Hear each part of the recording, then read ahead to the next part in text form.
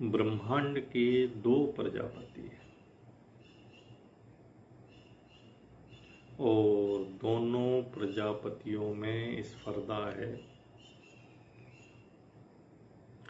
प्रजापति ब्रह्मा को बोलते हैं। एक ब्रह्मा जो सृष्टि को बनाता है और ये एक वो मनुष्य जो सृष्टि के दूसरे वस्तुओं को, पदार्थों को बनाता है। ये दोनों प्रजापति हैं। घड़ा को बनाने वाला कुम्हार अर्थात कुम्भकार भी प्रजापति है और जिससे वो घड़ा बनता है उस मिट्टी को बनाने वाला ब्रह्मा वो भी प्रजापति है। आइए अब इसको हम समझते हैं। अव्यय, अक्षर और क्षर पुरुष के रूप में कैसे ये तीनों कारण हैं। जैसे एक कुंभकार भूपृष्ठ पे बैठकर अर्थात जमीन पे बैठकर जो सर्वथा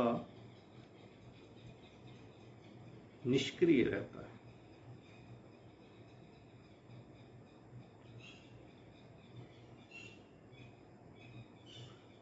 वह एक चक्र को माने पहिए को लेके उसके ऊपर छर रूपी मिट्टी रख के और उस पहिए में गति देता है। तो जो पहिया है वो अपने आप नहीं चलता है, तो पहिया भी अव्यय है अर्थात निष्क्रिय है। और जमीन पर बैठा हुआ कुम्भकार भी निष्क्रिय है और उसमें छर रूपी मिट्टी जो चक्र के ऊपर रखी गई है जिससे घड़ा बनेगा वो भी निष्क्रिय है।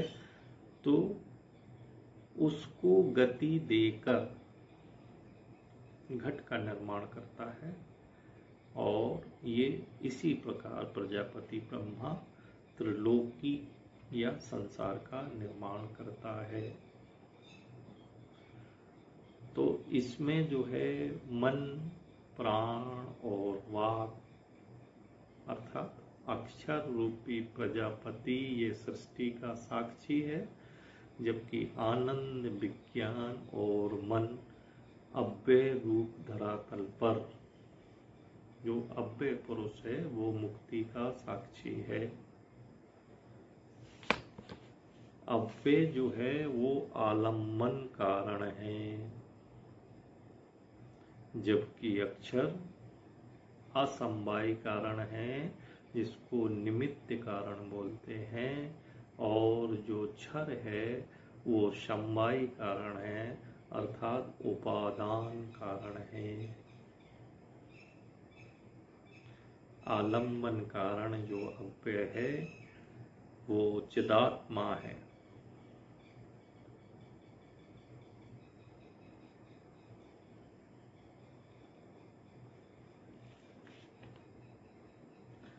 ये अव्यय अक्षर और क्षर से परे होने के कारण परात् पर ब्रह्म कहलाता है, जबकि अक्षर जो है ये क्रिया में है। ये परावर ब्रह्म या अवर ब्रह्म या पर ब्रह्म कहलाता है, जबकि क्षर रूपी जो पुरुष है वो उपादान होने से ब्रह्म कहलाता है। जो भू, वा, स्वा जो तीन लोक हैं, इन तीनों लोकों में जो पृथ्वी लोक है उसमें अग्नि की सत्ता है। जो अंतरिक्ष लोक है उसमें चंद्रमा की सत्ता है और जो धूलोक है उसमें सूर्य की सत्ता है। पृथ्वी लोक में मनुष्य प्रजा उत्पन्न होती है, अंतरिक्ष लोक में पितर प्रजा उत्पन्न होती है, और जो धूलोक है वहाँ देव प्रजा उत्पन्न होती है। तो इन तीनों लोकों में जो प्रधानता है वो पृथ्वी की और शूरवाक की ही मानी गई है, अर्थात पार्थिव अग्नि की और सौर अग्नि की, इन दो की सत्ता ही मुख्य रूप से मानी गई है। और ये दोनों पार्थिव अग्नि और शूर अग्नि, ये दोनों अन्ननाद हैं, अर्थात अन्न को खाने वाले हैं। पार्थिव अग्नि माने जो पृथ्वी की अग्नि है मनुष्य प्रजा वाली, ये गायत्री है, और जो सौर अग्नि है वो सावित्री है। गायत्री की जो है वो अनुष्टुप वाक है, जबकि सावित्री की बृहति वाक है, अर्थात अनुष्टुप वाक माने व्यंजन है और बृहति वाक माने स्वर है। दूसरे शब्दों में हम बोलते हैं कि बृहति वाक जो है वो अक्षर है, वो अविनाशी है, जबकि अनुष्टुप वाक जो है वो विनाशी है। अनुष्टुप वाक को हम बोलते हैं आगम विद्या, जबकि अविनाशी अक्षर या बृहति वाक को हम बोलते हैं शूर विद्या, निगम विद्या। ये निगम विद्या जो है त्रय विद्या है। शेषा त्रयो विद्या तपति, ये निगम विद्या है, ये शूर विद्या है।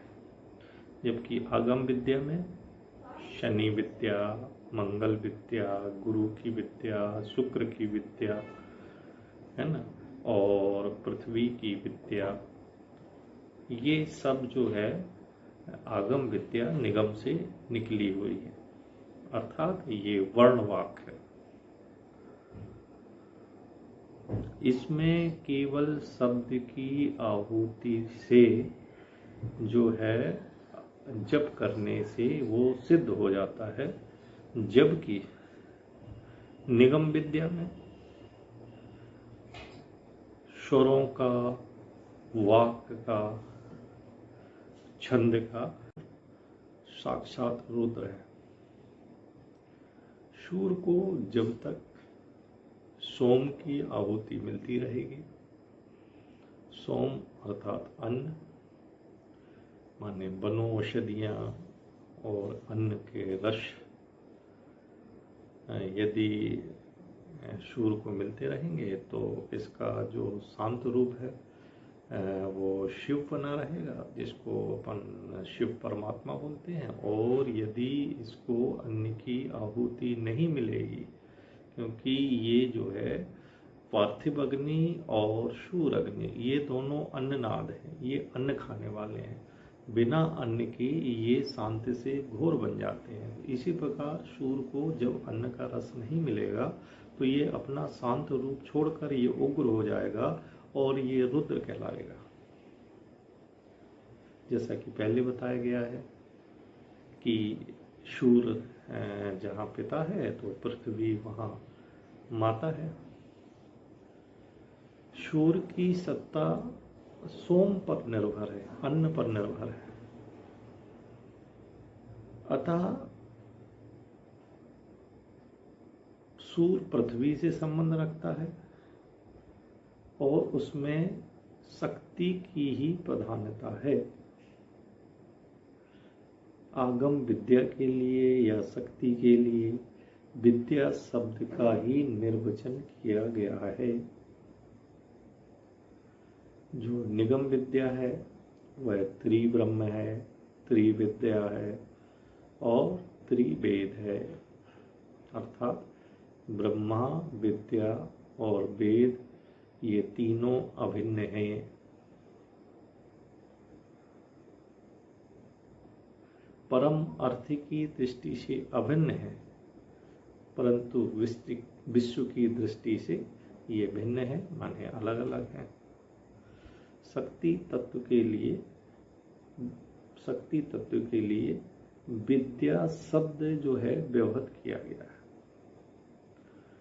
इसको एक लाइन में यदि अपन समझते हैं कि जो भू वा स्वा जो तीन लोक हैं, तीनों में जो है प्रजा की सृष्टि होती है। भूलोक में जो है मनुष्य प्रजा की सृष्टि होती है।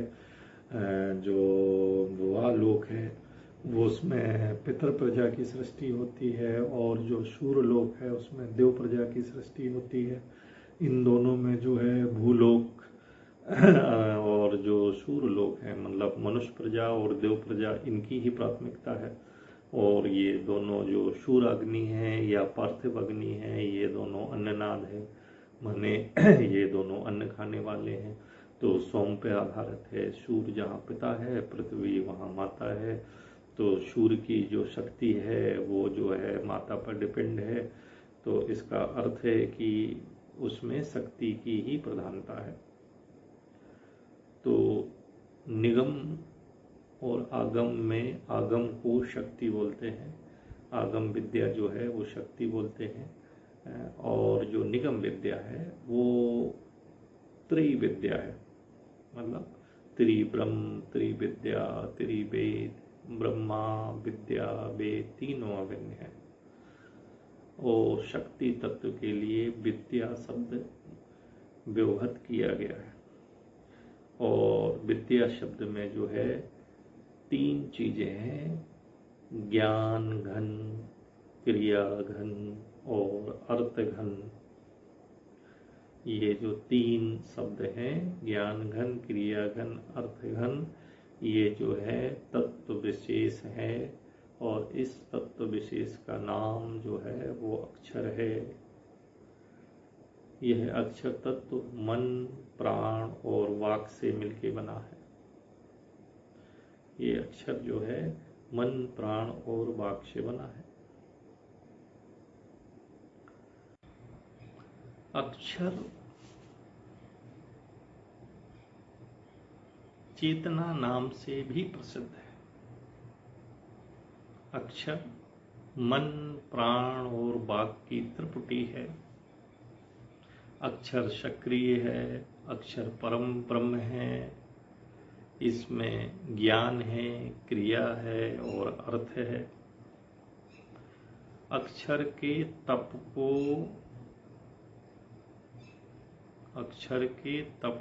अर्थात क्रिया को ज्ञान में बोलते हैं।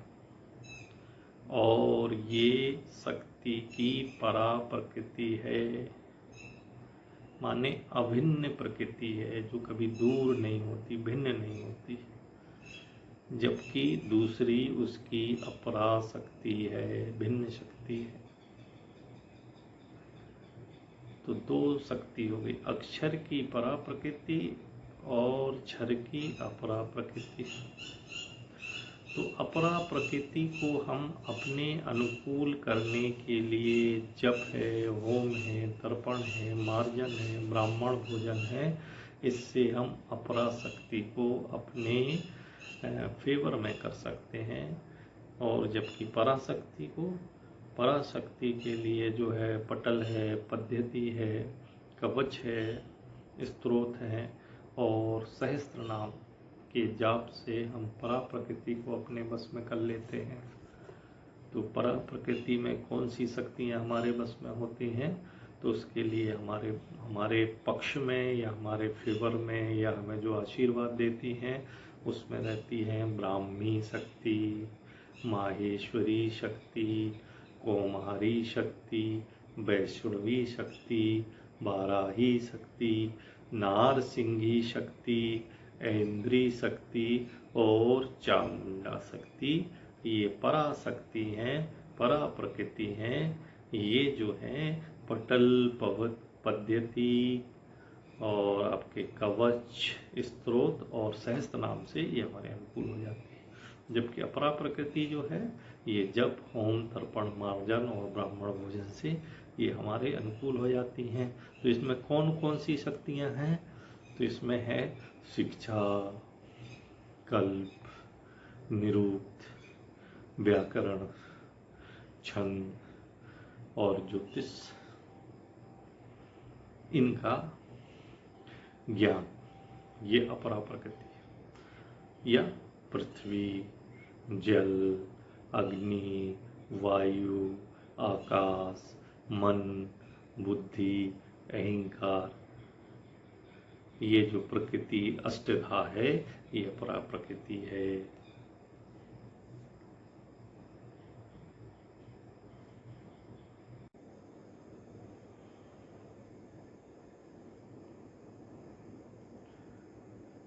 तो अव्यय, अक्षर और क्षर माने ज्ञान शक्ति, क्रिया शक्ति और अर्थ शक्ति, अर्थात मन की कला, प्राण की कला और वाक्य की कला। तो एक शब्द आ गया कला। तो कला का जो अर्थ है, शक्ति रूप में तत्वों की क्रियाएं जो हैं वो कला है। शक्ति रूप में जो तत्वों की क्रियाएं हैं वो कला है। वेद की भाषा में बोलते हैं कम ब्रह्म लीयते अच्छाधते याया सा कला,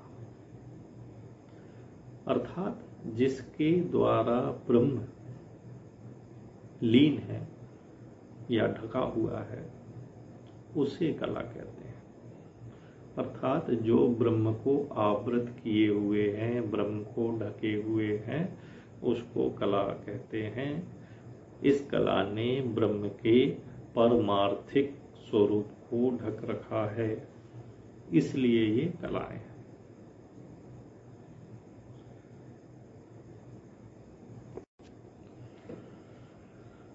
अच्छा, जो सच्चिदानंद ब्रह्म है, अर्थात सत्य, चित्त और आनंद जिसको मिला के बना है सच्चिदानंद।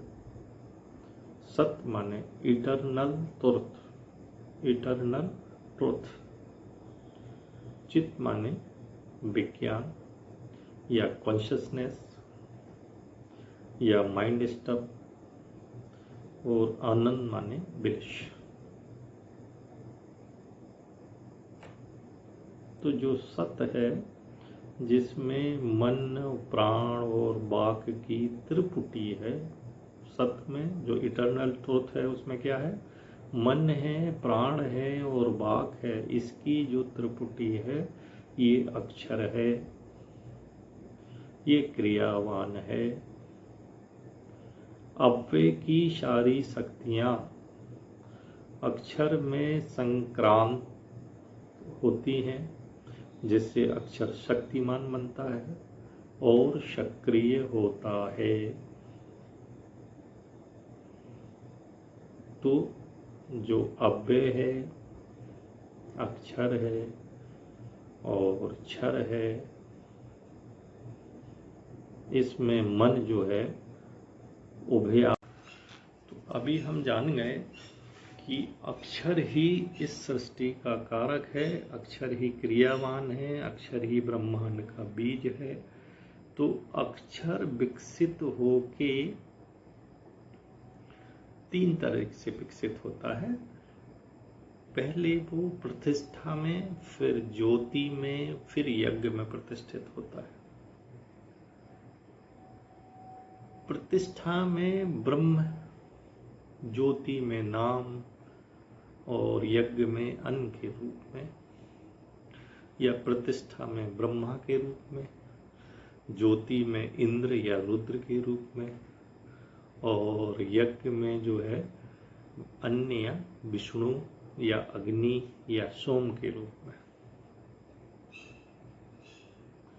तो जो पहले अक्षर की प्रतिष्ठा रूप में जो ब्रह्मा हैं जो ठहराव है, जो अस्तित्व है, वो प्रथम सृष्टि है। दूसरी, ज्योति में जो नाम है या इंद्र है या रुद्र है, नाम रूप कर्म से जो वस्तु का ज्ञान है, नाम रूप कर्म से जो वस्तु का ज्ञान है, यही ज्योति है, यही साक्षात इंद्र है। ये दूसरी सृष्टि है।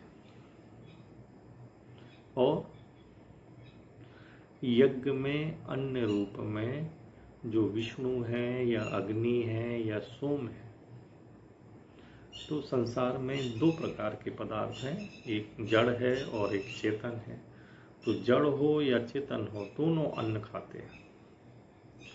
सब में निरंतर अन्न की आहुति होती रहती है। तो जो सूत्र जो अन्न को खींचता है, उसी का नाम विष्णु है। अन्न सोम है, जिसमें अन्न की आहुति होती है, वो अग्नि है। तो सोम अन्न है, अन्न की आहुति जिसमें होती अग्नि है, और जो सूत्र अन्न को खींचता है वो विष्णु है।